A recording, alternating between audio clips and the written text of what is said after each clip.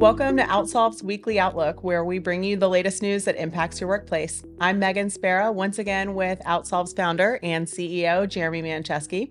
And I'll go ahead and pitch it over to you, Jeremy. What can you bring us up to speed on for the news in the last week? Thank you, Megan.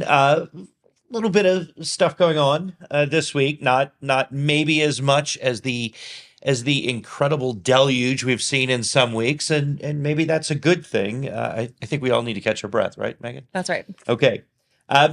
April 21st, an important date, and not too far away.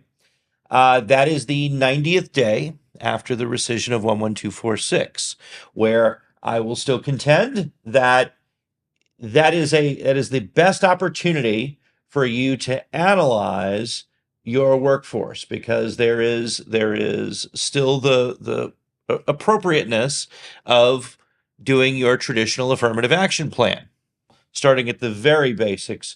Your Section 503 of the Rehabilitation Act, your disabilities documentation, still legally required, as well as your VEVRAA, Vietnam-era Veterans Readjustment Assistance Act analysis for veterans, still required. Title VII, still the law, and you'll hear me say it over and over again, certification requires analysis. So point number one, get that plan done if you can, and stay informed, and this video is a great place to do it. Second thing, on April 3rd of this year, so just about a week ago, a group of former officials, primarily EOC folks, issued a joint statement, really unheard of, that former folks would get together and really comment on the current administration, speaking specifically about the acting chair of EEOC, Andrea Lucas, and the document that was released titled "What You Should Know About DEI-Related Discrimination at Work." Their opinion, these former officials, is that this document and the approach of the current EEOC is very misleading. In fact, they believe and emphasize that DEI done appropriately is certainly legal, and I think even the acting chair would suggest so. But there needs to be a proactive identification of any barriers to employment. Nothing wrong with that. Remember, for the last really 2 decades, there's been a very clear definition, even within 11246. You may not discriminate, among other things, based on race or gender. Notice I didn't say minority or women. You may not be discriminated against because of race or gender. DEI initiatives are no different. I would shy away from exclusive groups that exclude certain folks.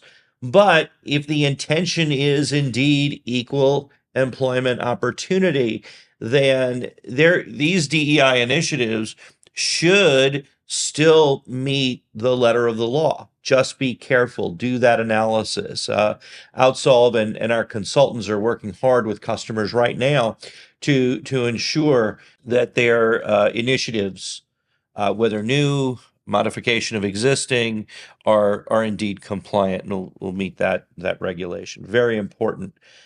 Training still an important part of this.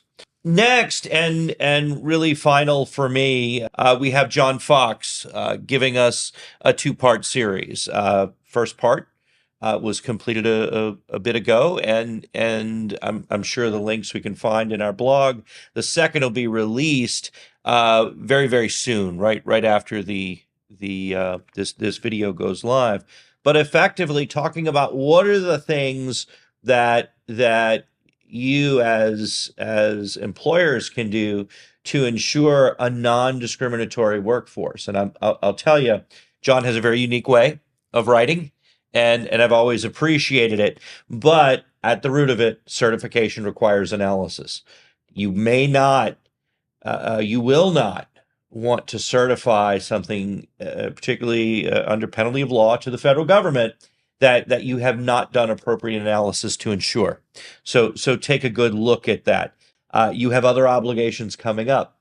For instance, if you have employees in California, California pay reporting is due within the next few weeks. EEO and Vets 40 EEO1 and Vets 4212 reporting still around. To the extent we know, please be prepared to file those. There are 8 states that currently have state pay transparency laws, and I believe 3 new ones adding on this year. So that would make a total of 11 that'll have pay transparency laws. It's very hard to keep up with this. In fact, OutSolve is working very hard to put together a summary of all these state requirements. And last but not least, your employment posters. They continue to change. We see employment posters changing in a state seemingly every month, with many that just recently changed at the beginning of the year. And of course, OutSolve is there to support that through Labor Law Center. If you need any assistance, please let your consultant know, and we'll work through that with you. But that's all I have for this week, Megan. Great. Well, thank you, Jeremy. And the conversation doesn't have to stop here. Make sure you join OutSolve's HR Gumbo City, our Slack community for HR professionals, where you can keep the conversation going. Visit outsolve.com/HRG-city to join today, and we will catch up with you again next week. Thank you so much.